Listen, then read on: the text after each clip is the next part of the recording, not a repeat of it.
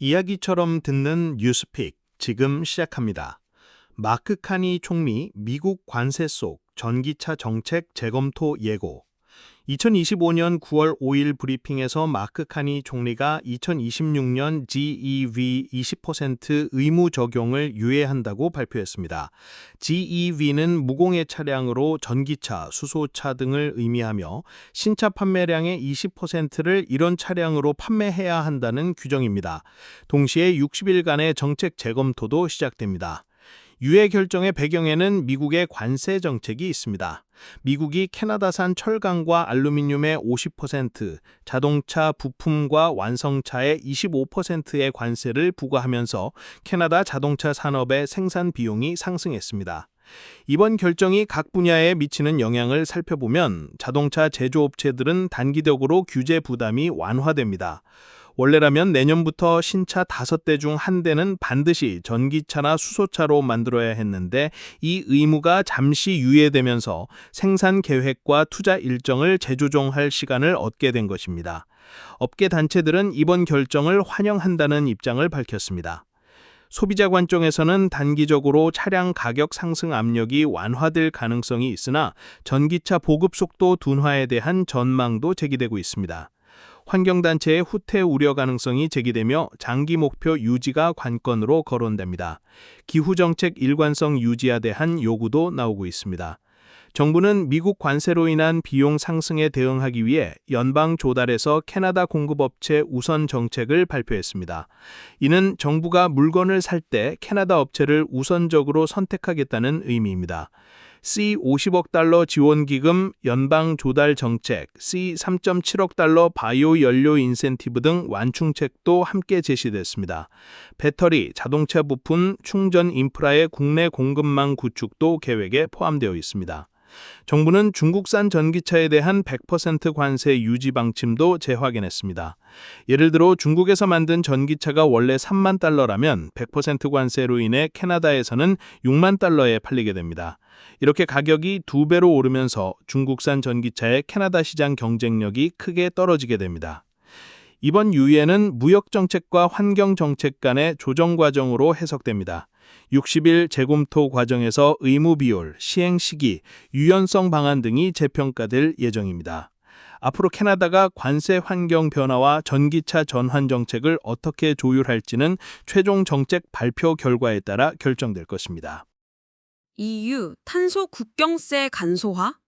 무역구조 바뀔까? 2025년 9월 5일 유럽의회가 CBAM 간소화안을 통과했으며 EU 이사회 승인과 관보 개재 후 3일 뒤부터 시행됩니다. 찬성 617표, 반대 18표, 기권 19표로 통과됐습니다. CBAM은 탄소 국경 조정 메커니즘으로 EU가 탄소 배출이 많은 제품 수입에 부과하는 새로운 규제입니다. 원래는 EU로 수입되는 모든 철강, 알루미늄, 시멘트, 비료, 수소, 전력에 대해 탄소 배출량을 보고하고 2026년부터는 CBAM 인증서를 구입해야 했습니다. 이번 개정에서는 연간 50톤 이하로 수입되는 물량에 대해서는 이런 보고 의무와 인증서 구입 의무를 면제하기로 했습니다. 예를 들어 한 회사가 1년에 철강을 30톤만 수입한다면 탄소 배출량을 계산하거나 보고할 필요가 없고 2026년부터도 CBAM 인증서를 사지 않아도 됩니다. 하지만 이 면제 조치에도 불구하고 철강, 알루미늄, 시멘트, 비료 등 주요 품목 수입량의 99%는 여전히 규제 범위에 남아 있습니다. 대부분의 상업적 거래는 연간 50톤을 훨씬 넘기 때문입니다.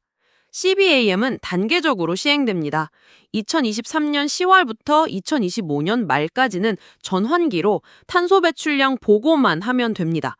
2026년 1월 1일부터는 본격적인 제도가 시작돼 권한을 부여받은 수입업자만 해당 품목을 수입할 수 있고 EU 배출권 거래제 가격에 연동된 CBAM 인증서를 매년 구입해 제출해야 합니다. 인증서 가격은 EU 내 탄소 배출권 가격과 연동됩니다. 만약 수출국에서 이미 탄소세나 배출권 비용을 냈다면 그 부분은 CBAM 인증서 비용에서 차감됩니다. 러시아가 WTO에 분쟁을 제기한 이유는 CBAM이 사실상 무역 장벽 역할을 한다고 보기 때문입니다. 러시아는 이 제도가 WTO의 무차별 원칙을 위반하고 개발도상국에 불공정한 부담을 준다고 주장하며 2024년 WTO 분쟁 해결 기구에 협의를 요청했습니다. EU 집행위원회는 현재 우회 방지 대책을 준비하고 있습니다. 이는 기업들이 저탄소 제품만 EU로 보내고 고배출 제품은 다른 시장으로 돌리는 것을 막기 위한 조치입니다. 국가나 기업 단위로 고정된 배출 계수를 적용하는 방안 등이 검토되고 있습니다. 캐나다에 미치는 영향을 보면 주로 철강과 알루미늄 수출에서 영향을 받을 것으로 예상됩니다. 하지만 EU 캐나다 공동보고서에 따르면 캐나다의 CBAM 노출 규모는 비교적 제한적입니다. 캐나다에서 탄소세를 납부한 부분은 CBAM 인증서 비용에서 차감됩니다. 이 제도는 전 세계 제조업과 무역에 구조적 변화를 가져올 것으로 예상됩니다. 모든 수출국은 제품의 탄소 배출량을 정확히 측정하고 검증하는 시스템을 구축해야 하며 공급망의 저탄소화에 투자해야 합니다. 2026년부터는 탄소 배출 데이터가 제품 가격과 경쟁력을 결정하는 중요한 요소가 될 것입니다. 내재 배출 관리, 국내 탄소 가격 활용, 우회 방지 규정 대응이 국제 경쟁력의 핵심이 될 전망입니다. 미국 법원 왜 트럼프 의명과 연준 이사 해고를 막았나? 지난 9일 워싱턴 DC 연방법원의 지아 코 판사는 도널드 트럼프 대통령의 리사 쿡 연방준비제도 이사 해임에 대해 예비 금지 명령을 내렸습니다. 이는 트럼프 대통령이 지난 8월 26일 쿡 이사 해임을 발표한 후 벌어진 법정 공방의 첫 번째 결과입니다. 판사는 연방준비제도법상 정당한 사유가 있어야만 이사를 해임할 수 있다며 이 사유는 재직 중 행위에만 적용된다고 해석했습니다.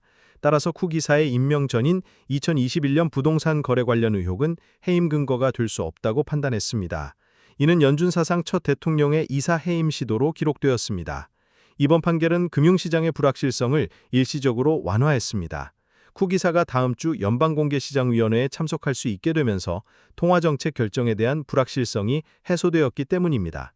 또한 이 사건은 중앙은행의 독립성이라는 근본적인 문제가 다시금 정치적 쟁점으로 떠오르게 만들었습니다. 각국 중앙은행의 독립성이 통화정책의 신뢰도와 경제 안정에 얼마나 중요한지를 재확인하는 계기가 되었습니다. 트럼프 정부는 쿡 이사의 금리 정책에 대한 불만을 드러내며 해임을 시도했습니다. 그들은 낮은 금리가 경제 성장을 촉진한다고 믿었기 때문에 연준이 금리를 낮추기를 원했습니다. 항소가 예고되었으며 이 사건은 연준의 독립성을 둘러싼 중요한 법적 분쟁의 시작점으로 최종적으로 미국 대법원에서 다루어질 가능성이 높습니다.